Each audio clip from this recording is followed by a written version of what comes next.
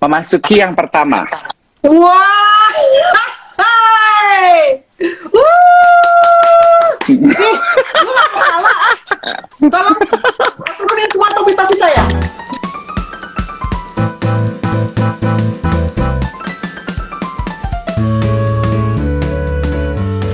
Hai.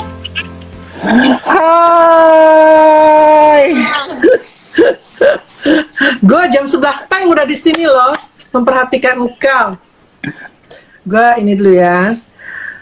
Gelap nggak gue? Sebentar ya.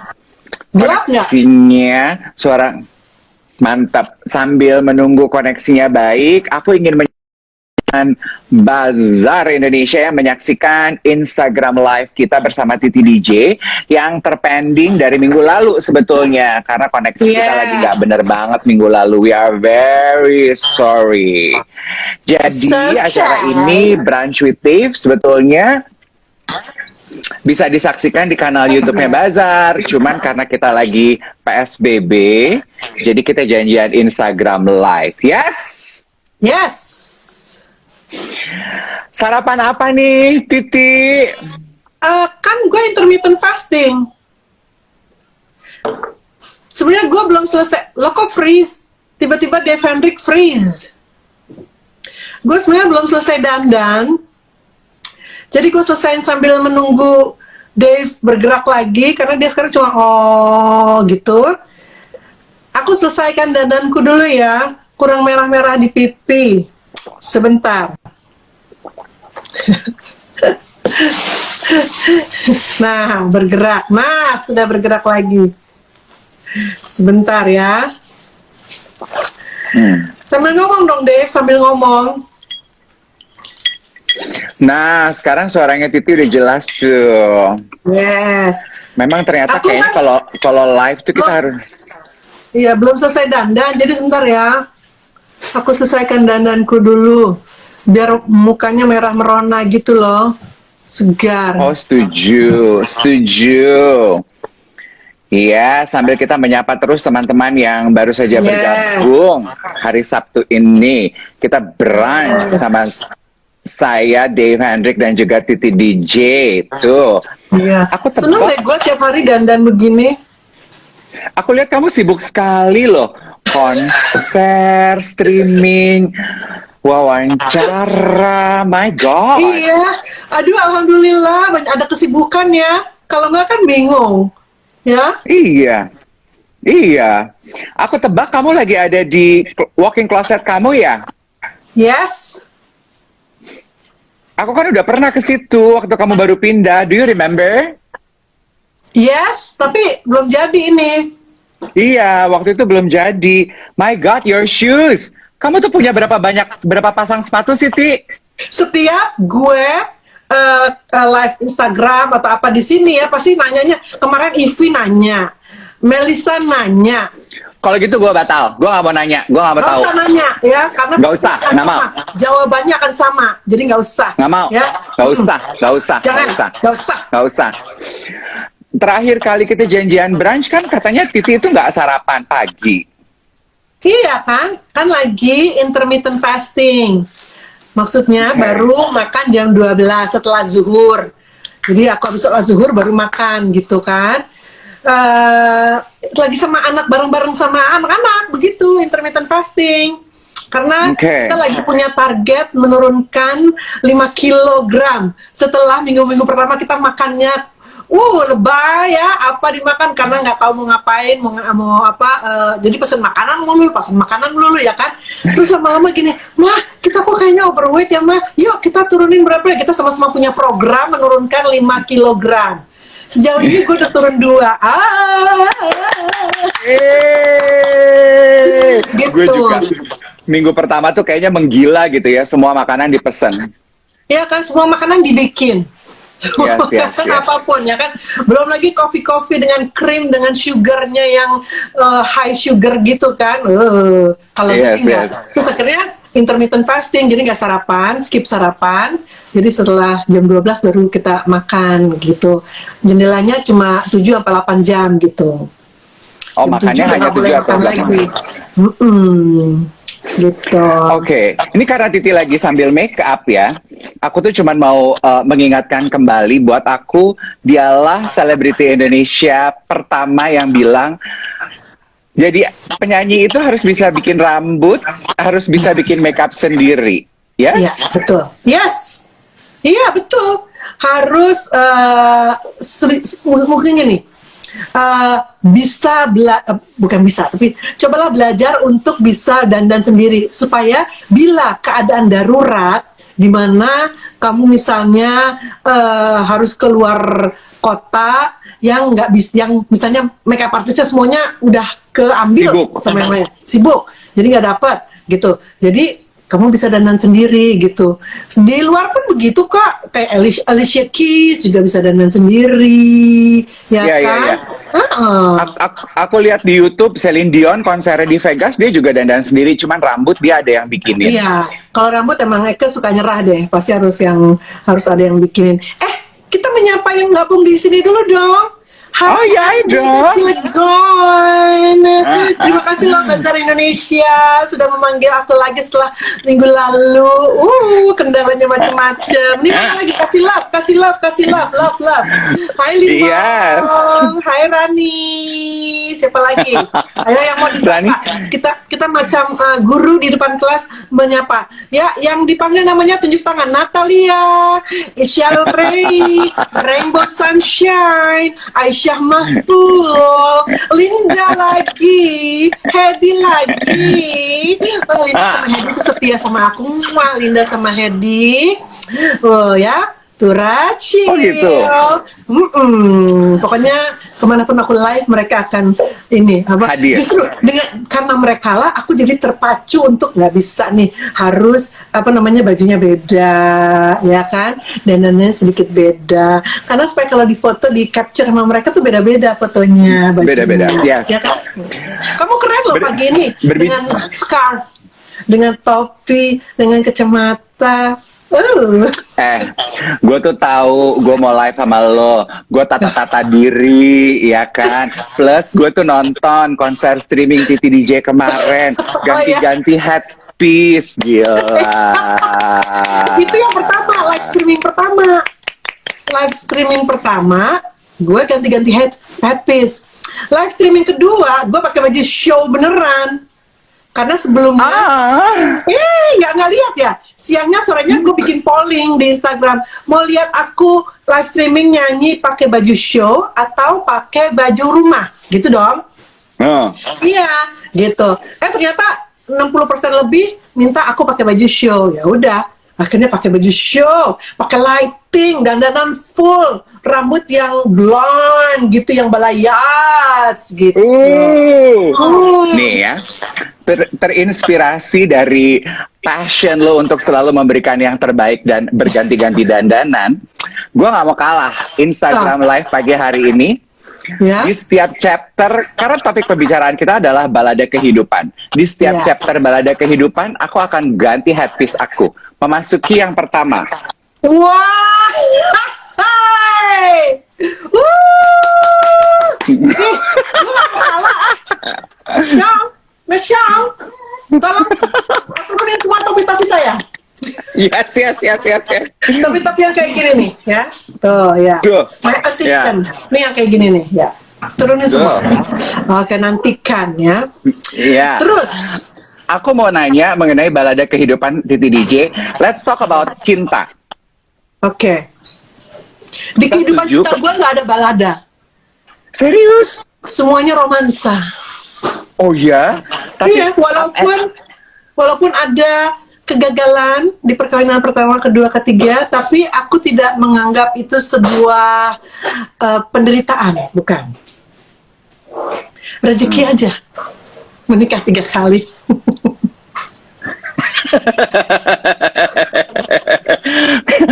kan bukan katanya kita tuh yang selalu baik, ya. Yes, kan katanya kita selalu Bukan ada pelajaran yang bisa ditarik. Tidak patut ditiru. Iya, betul. Pelajaran apa yang lu petik dari pelajaran apa yang bisa lu petik dari kegagalan, kepahitan perjalanan percintaan Titi DJ? Gagal iya, tapi nggak pahit. gagal iya, Nggak tapi pahit. nggak pahit. Nggak. Ya, karena Hmm. semua itu, nah, lo lihat, Mampus. lo lihat. Mau yang mana? Yang warna apa? Gue tuh sebel deh, nantangin lo tuh gue gak pernah menang, benci banget gue. Warna merah dulu kali ya. Merah, tuh. Merah tuh. Yeay! Yes, yes. Ini kecil ya. Ini kekecilan deh kayaknya. Coba cari yang lain. Ini. Nah. Iya. Coba kita lihat. Ini adalah Philip Tracy. Itu, udah so cute. Tapi kok kekecilan ya? Apa pala gue sekarang? Oh enggak, karena gue pakai wig. Jadi kegedean semuanya, kekecilan semuanya. Ini ada yang gede nih. Oh. Nah, Gue berasa pala gue jadi tinggi. Coba tekan yang gede.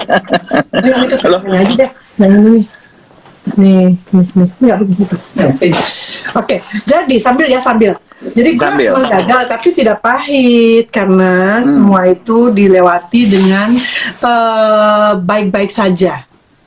Ya kan, karena semuanya itu dilakukan dengan kesadaran penuh, tidak ada dendam, tidak ada konflik gitu. Karena kita menyadari kalau kita meneruskan ya malah menjadi tidak baik gitu. Wih, akhirnya. Nah. Tuh, kan ketinggian kan pala gue jadi kayak gini. Jangan deh, Enggak. muka gue kayaknya nggak ini. Ini aja deh. Ya udah deh.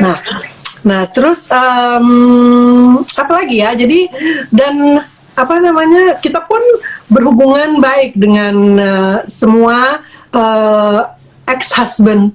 Semua my ex-husband tuh semua berhubungan baik. Kalau sama Buce kan memang karena punya anak, terus memang harus berkomunikasi selalu tentang anak gitu kan. Dengan Andy pun begitu, dengan Ovi pun begitu gitu. Tapi sama Ovi kan nggak punya anak, tapi masih masih berhubungan baik gitu. Oke. Nah, apa yang lo ajarkan kepada anak-anak lo mengenai cinta? Waduh, Dave, nanyanya susah banget deh. Apa yang gue ajarkan kepada anak-anakku tentang cinta?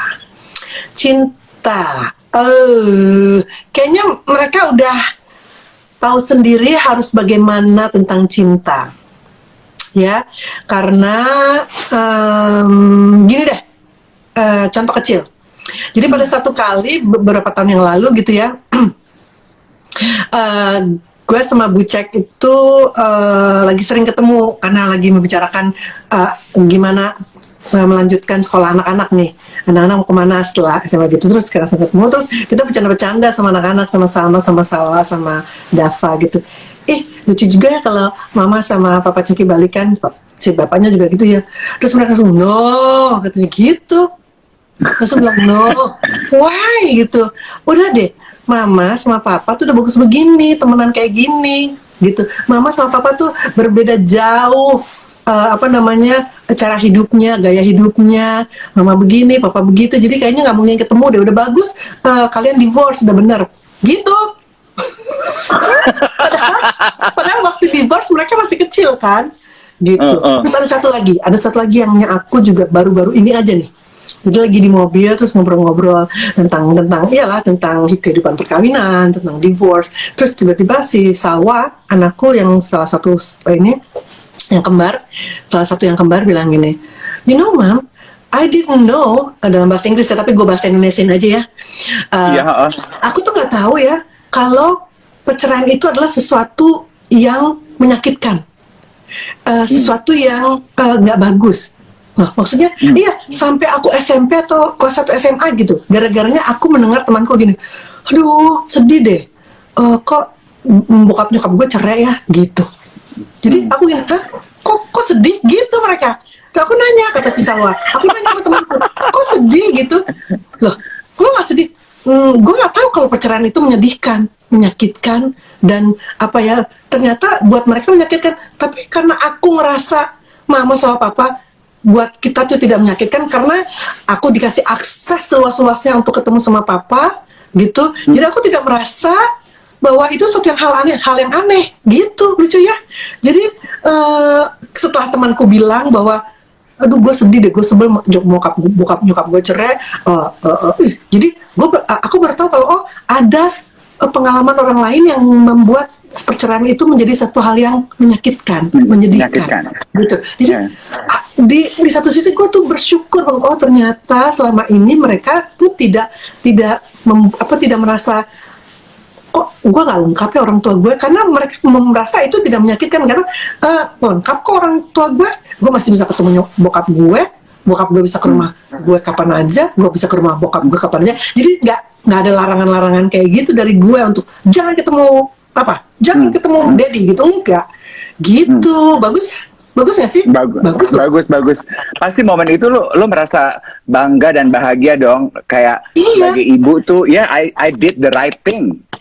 Iya gitu, karena ada juga yang ada juga yang cerita gini, gue sepantaran, jadi gue tahu sebenarnya dari gue remaja nyokap bokap gue tuh nggak cocok, tapi mereka paksain, mereka tetap bareng-bareng demi kita anak-anak. Padahal kita ngerasa di rumah tuh udah kayak sekam gitu, membara gitu, nggak enak, nggak sehat. Karena gue liat nyokap bokap gue tuh sebenarnya bertahan hanya demi kita anak-anak. Padahal kita tahu mereka nggak bahagia. Ada yang begitu. Itu if you ask me itu jauh lebih menderita kayaknya ya. Iya, jadi pas akhirnya nyokap gue dan bokap gue memutuskan untuk bercerai, akhirnya kita bilang, akhirnya kalian bercerai gitu. Kenapa nggak dari dulu sih? Iya, kita kasihan sama kalian anak-anak. No, kita malah kasihan sama kalian berdua gitu. Ada yang begitu, lucu ya. Nah, I notice semua orang sekarang panggil, kalau dulu kan bercanda internal aja ya, panggilnya Bu Titi. Sekarang juga semua geser tuh, panggilnya Mami Titi gitu. Mami Titi, iya. Ya untuk yang sepantaran tetap Bu Titi, lo sama gue adalah Bu Titi, nggak apa-apa. Tapi buat yang kayak anak-anak, karena gini, banyak sekali, kan beberapa kali gue kan jadi juri, jadi coach ya kan di Indonesian Idol, di The Voice gitu. Mereka manggil aku tante, kayaknya kapan gue kawin sama om lo gitu kan ya. Terus udahlah panggil aja mami gitu kan, sepantaran nama anak-anak kan. Jadi semua panggil mami, sekarang mami titi gitu. Ya, gue suka perempuan yang Dirman makeup artist aku, Wiki Wu, Hendro, The Manhattan Light, Manhattan Light, Sandy Perosha, oke. Gimana? Yes. Aku tuh suka sama perempuan yang mengembrace usia, kematangan diri mereka. Kan ada tuh, beberapa yang udah di umur kita, tapi nggak mau dipanggil mami, nggak mau dipanggil ibu, maunya dipanggil mbak atau dipanggil nama. Kan menurut aku pekewong ya, rikuh gitu. Ya nggak sih? Iya sih, tapi nggak apa-apa lah. Maksudnya mungkin mereka punya ini sendiri ya. Kayak nyokap gue, pas mereka punya cucu nggak mau dipanggil oma, nggak mau dipanggil eyang, nggak mau dipanggil grandma gitu, maunya dipanggil apa? Kakak. Kakak Yeni. Jadi semua cucu-cucu gue tuh kalau mengenang nyokap gue masih, kakak Yeni ya, kakak Yeni gitu, nggak pernah oma, granny, eyang gitu, nggak pernah, nenek gitu, nggak. Tunggu, berarti nyokap lo yang mempopulerkan istilah panggilan kakak ke semua sekarang. Kakak. Iya, kakak Yeni, you're the best. Gitu. Terakhir mengenai keluarga dan cinta, do you consider yourself as a cool mom? Iya banget, terlalu cool malah. In what way? Karena gue kadang-kadang suka berantem sama kakak gue Dewo. Lo tau dong kakak gue Dewo itu kan kemana ketemu di Garo kan? Iya, ketemu di supermarket. Lo kayaknya terlalu manjain anak-anak lo deh, gitu. Maksudnya, iya apa-apa mereka mau lo kasih, apa-apa lo kasih gitu. Akhirnya memang sih ada, kalau dari segi psikologis ada yang mengatakan bahwa itu adalah rasa bersalah kita karena kita tidak meluangkan waktu yang banyak untuk anak-anak kita. Jadi misalnya anak minta apa, kita kasih. Tapi kalau gue melihatnya dari sisi yang berbeda. Gue ngelihatnya gini, selama masih gue mampu, kenapa enggak? Tapi kan gue juga nggak semua apa yang mereka mau gue kasih. Gue selalu juga filter gitu loh, ya kan? Dan memang tidak ada konsep kalau lo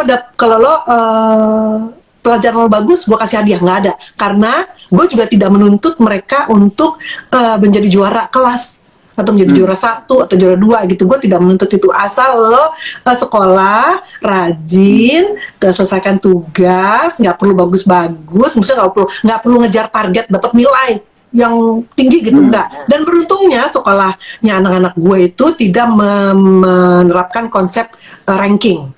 Jadi bagus juga ya kan.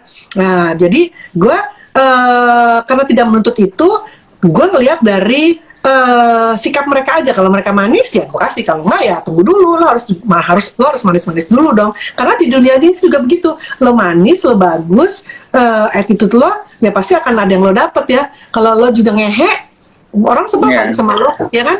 Gitu. Yes. Aduh, catat penting tuh. Enggak, lo juga udah tahu lah. Dia juga udah tahu lah yang gini-gini. Iya, karena kan aku keponakan kan. Iya, tapi kan memang mungkin nggak banyak yang tahu kalau zaman dulu beberapa 3-4 tahun lalu aku cukup intens kerja sama Titi, jadi cukup sering bertukar pikiran, iya kan, Mbak? Iya, dan dulu tuh juga gue waktu kecil tuh susah banget. Misalnya kalau pengen ini tuh agak susah gitu karena nyokap gue kan juga bukan orang tua gue, bukan orang tua yang kaya raya. Ada tapi tidak bisa semudah itu minta. Terus nyokap gue termasuk galak, jadi gue juga nggak mau galak ke anak-anak gue gitu. Jadi ya begitulah. Nah terus sekarang si Dewa kan tuh baru tuh merasakan ternyata punya anak juga susah ya, Ti. Dia kan udah juga punya anak tuh. Iya kan, galak-galak gue marahin. Lo dulu ngatain gue, sekarang gue ngatain lo gitu. Now you're in my shoes gitu ya. Oke. Iya. Sekarang aku mau masuk pembahasan berikutnya mengenai musik. Ya. Oh, ganti top.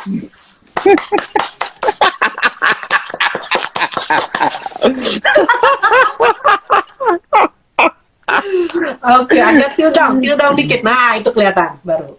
Yes. Ya. Gue paling alisnya suka. masih segaris ya dulu ya. Alisnya masih satu garis ya. Gue suka sekali foto lu di album ini. For me, this is the best. Nah, aku pengen bicara mengenai musik.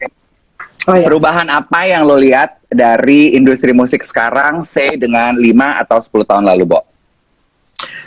Wah, cepet banget. Maksudnya gini, gue kan kurang lebih sudah 35 tahun kan ada di industri musik ini kan.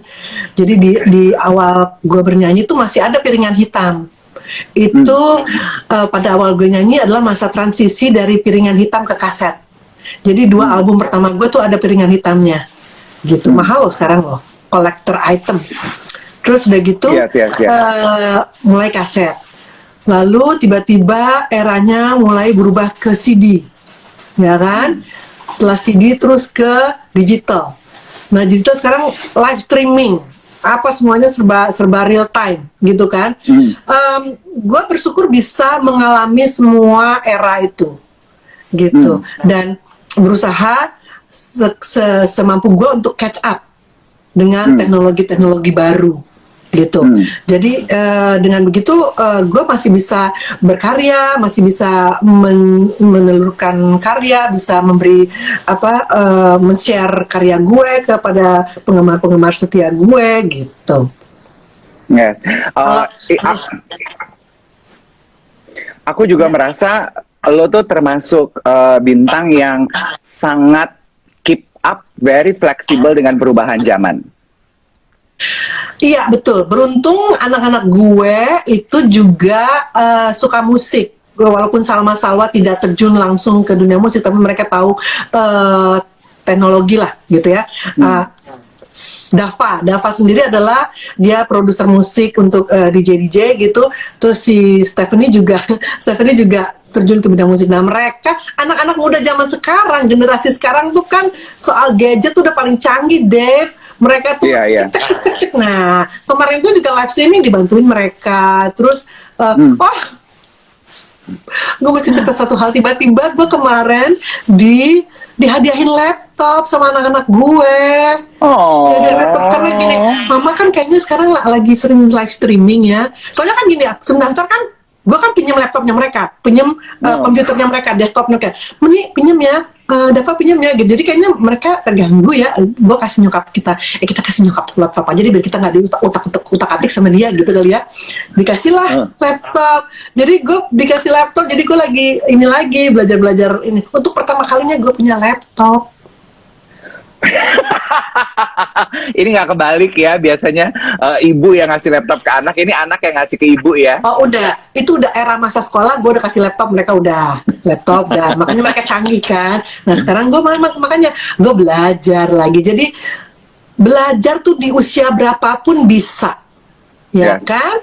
Asal kita mau. Ya kan, ada soalnya ibu-ibu, udahlah gue gaptek, nggak usah lah itu bagian anak gue aja, gue enak gitu. Nah susah ya, kalau gue kan tuntutan kerjaan gue sekarang gitu kan. Dan sebenarnya ini blessing in disguise loh, dengan adanya lockdown, bukan lockdown, apa di rumah aja, self quarantine gitu-gitu. Jadi kita belajar hal-hal baru. Banyak juga kok musisi-musisi yang ternyata mendapatkan hal-hal baru di cara-cara ini, live streaming dan segala macem gitu. Banyak.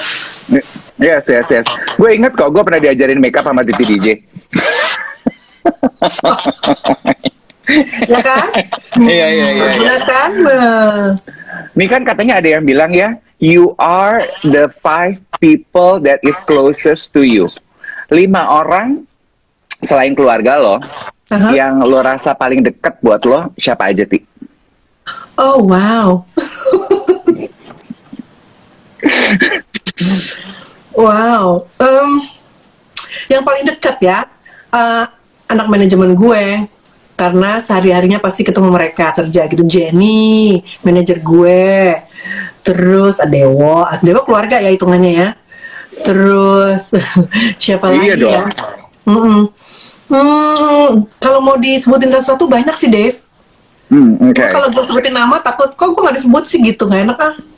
Iya, kan? You're so sweet.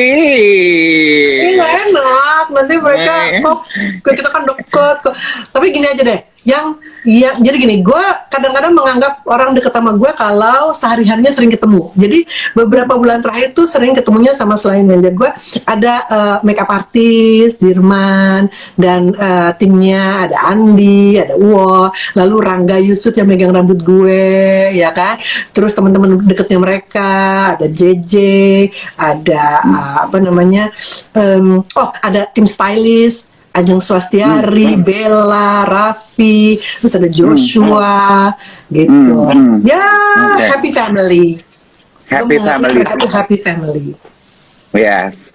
Yang tidak ada hubungan darah. Yes. Bicara mengenai fashion, perubahan fashion Sang Dewi. Hai Chad, ada Richard. Richard Andrew. Satu-satunya orang di muka bumi ini yang masih manggil gue David, monyong. Asik disebut katanya.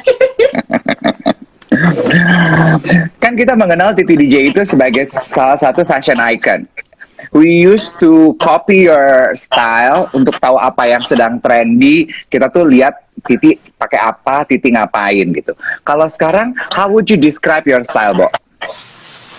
Ya dulu aku akui dulu pernah menjadi fashion gitu. Tapi sekarang kayaknya enggak deh. Sekarang tuh gue lebih kepada kenyamanan dan signature style. Jadi misalnya kalau lagi ada tren fashion yang terbaru gitu, gue tidak semata-mata langsung ngikutin tren karena belum tentu cocok sama gue. Jadi gue pernah ada satu masa yang gue seneng lagi pakai off shoulder. Jadi baju hari-hari gue off shoulder, baju show gue off shoulder sampai sekarang pun, karena enak gitu, dingin tapi tidak vulgar.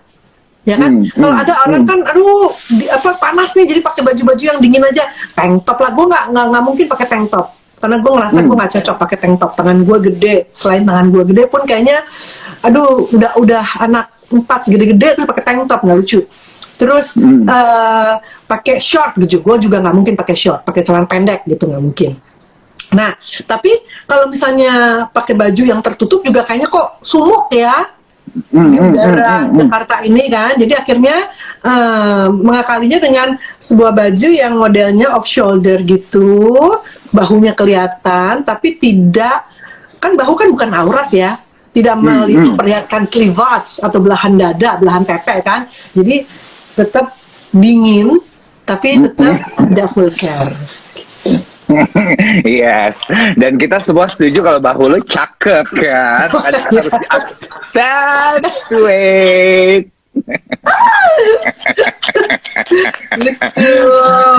Ini live sama Titi DJ banyak banget yang nonton. Thank you so much guys. Thank you ya Rizky, Sosya, Banyak banget. Terus siapa lagi yang mau disebut? Divo, Noel. Terus siapa lagi? Hedi lagi. Bang Nata dong. Daddy Buzz. Ihsan Surya. Andri Septandri. Andi Kur. Diande. Bang Boy. Riksa. Muhammad Dispan, Hedi, dia lagi yang disebut Abid Fahri. Memasuki babak ketiga. Oh, ada berapa babak? Ini keren. Iya. Ini keren. Ini cuma mau membuktikan. Tampak samping gimana? Nah, gitu ya. Rambut aku udah gondrong, sebel deh. Salon aku kan tutup, Bu. Oh, padahal gue bisa loh gunting rambut loh. Serius lah? Iya, anak-anak gue kan semua yang gue yang guntingin rambutnya. Miko, Safe Zone. Bener. Kayak nyokap gue tuh bisa guntingin rambut gue. Nah, aku mau bahas mengenai cita-cita. Karena kan tadi Titi bilang belajar itu di umur berapapun bisa. Iya. Di fase kehidupan lo sekarang, apalagi cita-cita yang masih pengen lo kerjain? Pengen punya sebenarnya kayak semacam sekolah vokal atau ya pokoknya sekolah vokal deh gitu, pengen punya itu sebenarnya. Makanya sempet gue tahun lalu tuh sempet gini, aduh kalau anak-anak gue udah settle, gue pengen deh Bapak ambil kursus lagi di luar gitu untuk mendapatkan sertifikat bagaimana caranya supaya bisa mempunyai sekolah vokal yang bisa dipertanggungjawabkan kurikulumnya, silabusnya, guru-gurunya gitu. Jadi banyak sih yang menawarkan, buka yuk sekolah vokal, tapi gue nggak mau hanya sekedar dipakai namanya doang gitu. Tapi gue harus bisa terjun langsung, bisa mempertanggungjawabkan semuanya gitu kan. Kalau misalnya ada yang protes atau ada yang orang tua murid, kok begini, kok begitu, gue bisa menjawabnya gitu. Kayak misalnya Yofi kan memang dia sangat-sangat selain musisi juga dia juga adalah pendidik gitu lah. Ya kan, dia juga buka, Erwin Gutawa juga gitu, buka sekolah musik, Purwa Caraka gitu. Nah, gue tuh pengen gitu punya. Mungkin investor juga tidak terlalu tertarik karena keuntungannya tuh tidak terlalu banyak. Makanya gue harus cari investor yang punya visi dan misi yang sama gitu, yang suka musik dan juga suka pendidikan musik gitu. Iya, yang punya passion yang sama ya. Punya passion yang sama, that's the word. Aku juga kadang-kadang belajar loh dari Dave Hendrik loh pemirsa. Dave itu iya benar. Kalau lagi ngobrol-ngobrol, kadang-kadang diem-diem gue catet. Oh itu, begini, begitu gitu, Dave. Walaupun kita jarang ketemu, tapi setiap ketemu pasti berkualitas, ya nggak sih? Iya betul. Becky dan Titi itu adalah dua teman saya yang I look at very much in my life. Ada namanya cucu teladan, namanya Dev. Dia juga adalah yang ada orang-orang di lingkaran ring satu aku. Oh ya, hai. Dan Becky sama Titi ini ulang tahunnya sama, 27 Mei. 27 Mei. Yes, saking mereka tuh menyenangkannya dalam hidup aku. Ponakan aku yang kedua namanya Ethan, tanggal lahirnya sama kayak Titi sama Becky. Semoga pribadinya sama. Iya. lucu banget ya. Oh iya, lu pernah cerita. Iya, lu pernah kan waktu cerita. itu, Lucu banget. kan waktu itu lu pesta, gue nggak bisa datang. Gue bilang gue di rumah sakit, tadi Iya, gue iya, iya. lahiran. Yes, Iya, yes, yes, iya, yes, iya, yes. iya, iya, iya, iya. Yes, Bener. yes. Satu lagi yang 27 Mei Afgan. Oh, Afgan juga. Mm-mm. Oh, aku mau undang Afgan deh untuk brunch kalau gitu next time. Iya. Aku Seru loh. aku pengen tahu mengenai puncak kehidupan. Kan katanya puncak kehidupan kita tuh kalau secara teori banyak yang bilang di umur 30, 40. Kalau flashback sedikit, puncak karir kehidupan Titi, menurut Titi apa aja, Ti? Ada beberapa puncak emang. Jadi hanya satu aja. Jadi ya di awal karir waktu mempunyai album pertama, terus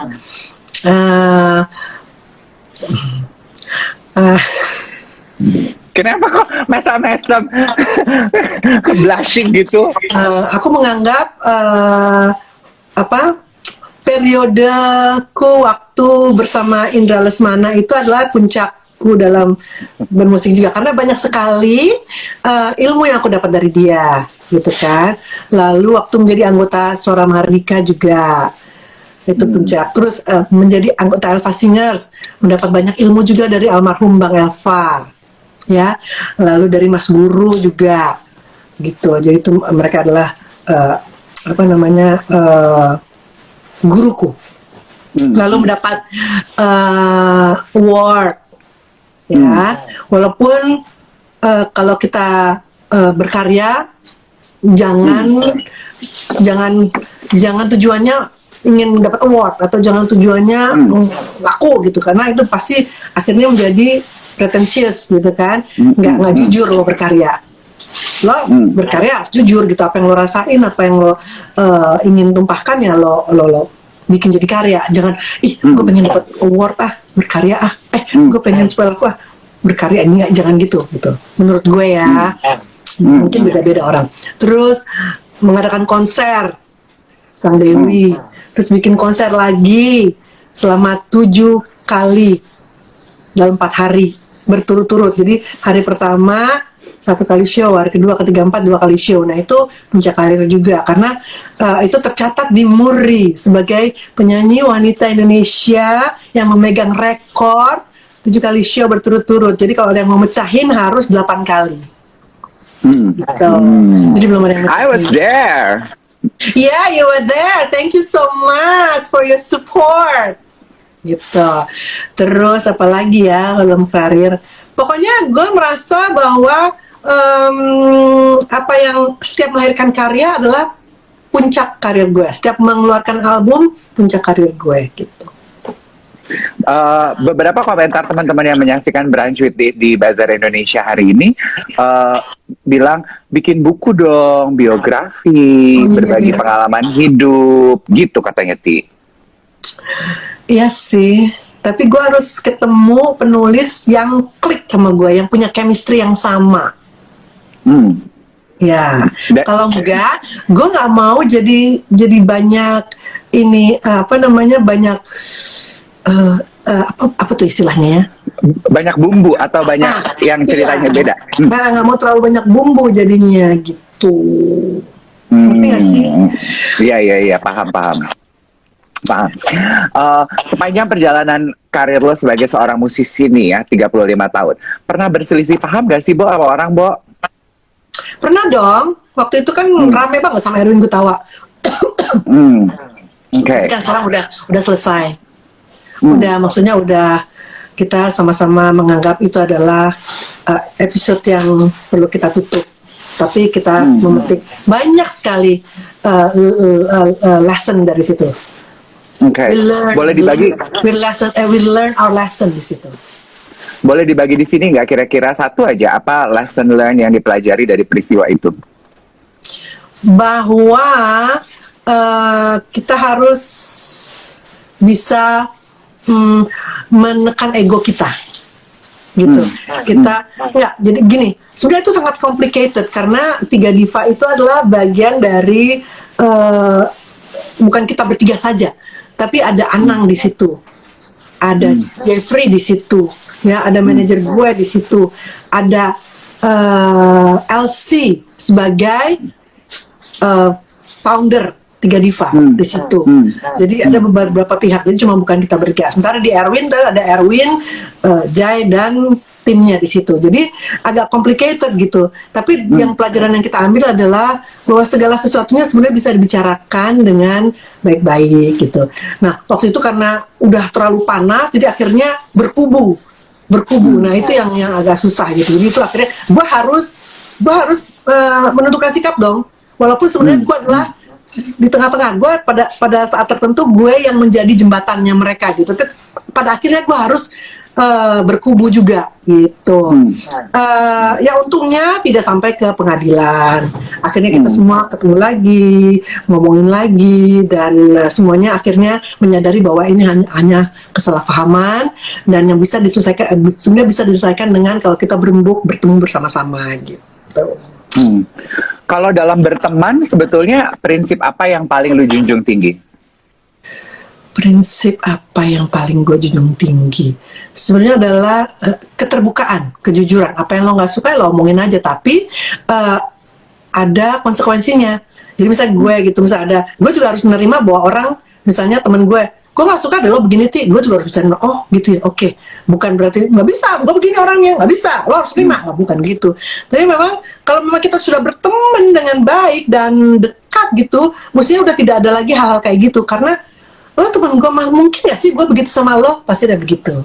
Ada bisa ada sesuatu gitu, nggak mungkin dong gue begitu. Lo kok masih menyaksikan kadar pertemanan gue sih sama lo sampai lo bilang, lo mesti begini, nggak bisa, lo mesti udah. Jadi gitu loh, kayak gitu-gitu yang harus. Tapi akhirnya juga ya harus saling mengerti, diomongin sih. Sebenarnya buat gue tuh apa-apa harus diomongin, walaupun pahit, harus diomongin. Apa-apa harus diomongin secara jujur walaupun pahit ya, keterbukaan. Iya, betul. Waktu itu gue juga pernah marah sama Kade karena tiba-tiba dia mau konser sama Erwin. Wah, lah gimana sih? Lo kok ngomong-ngomong sama kita gitu? Terus akhirnya, gue boleh ngomongin ini nggak ya? Gak apa-apa. Pasti Kade nggak apa-apa.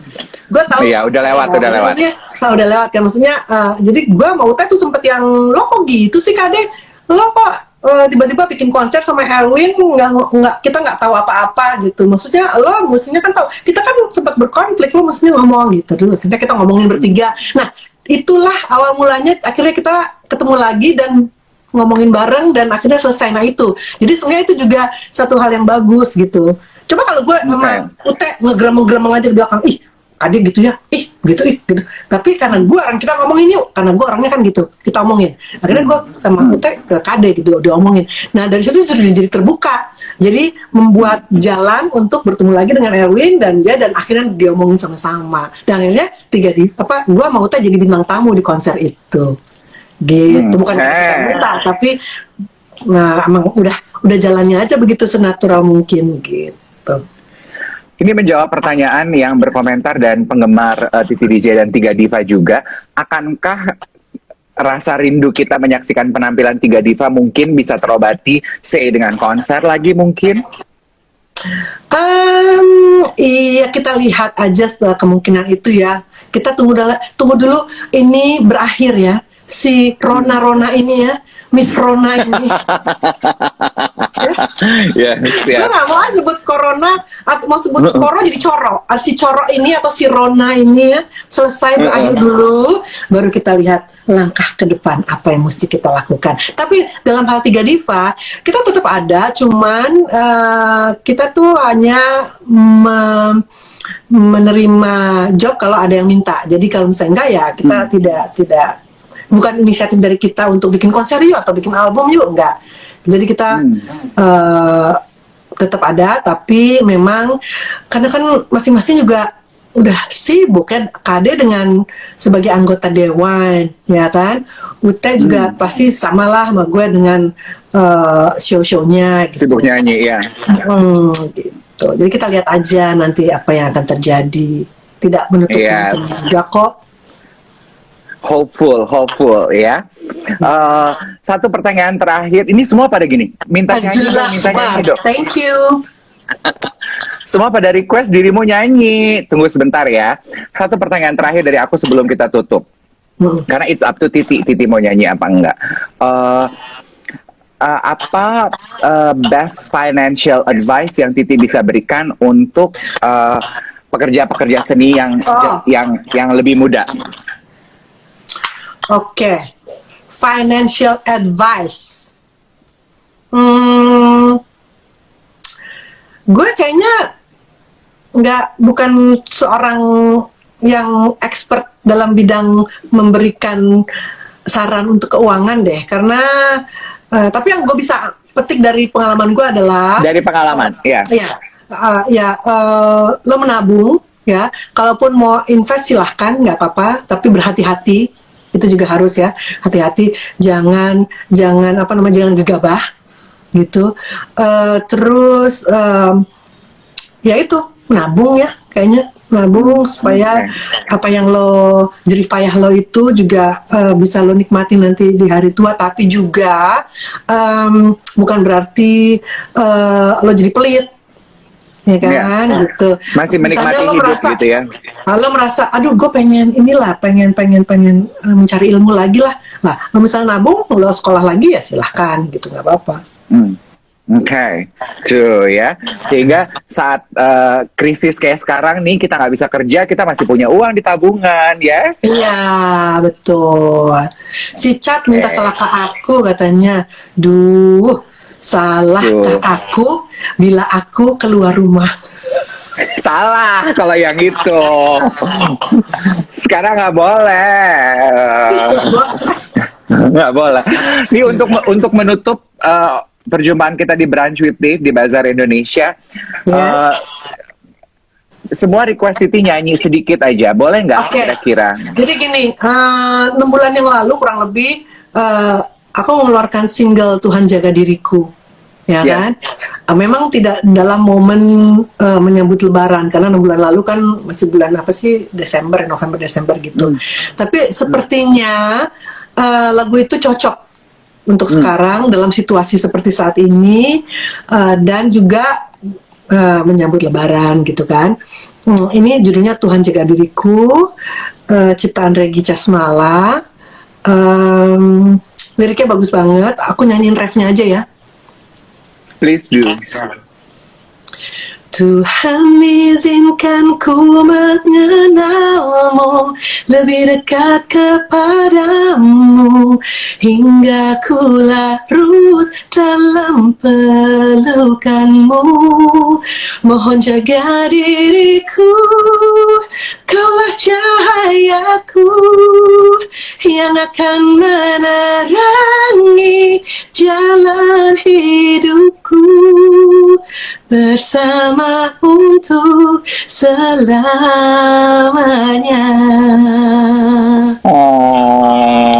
Betul, terima kasih. Bagus banget. Sudah bisa di-download di semua platform musik, digital platform musik. Silakan download, silakan beli. Bagus deh lagunya. Bagus, setuju gue. Lagunya bagus sekali. Ti, darling, thank you so much for doing this. Aku yang thank you. Lo deket, gue juga deket deh. Semoga kita semua dijaga Tuhan. Iya, betul, setuju. Yes. Azullah Bar, terima kasih atas cintanya. Titi Janiko. Seraya. Tuhan jaga kita selalu ya, sesuai dengan lagunya. Betul. Semoga badai ini cepat berlalu, cepat berakhir, dan kita hanya bisa berdoa, memohon supaya Allah membantu ya menaklukkan si Rona ini ya. Ya kan? Benar. Darling, enjoy the rest of your Saturday. We love you. Gitu. Terima kasih. I love you too. Terima kasih Bazar Indonesia. Terima kasih Dave. Terima kasih semua yang sudah bergabung di sini. Erika, Nailan, Sani, Nicholas, semuanya yang ada di sini. Thank you so much. Thank you. Thank you.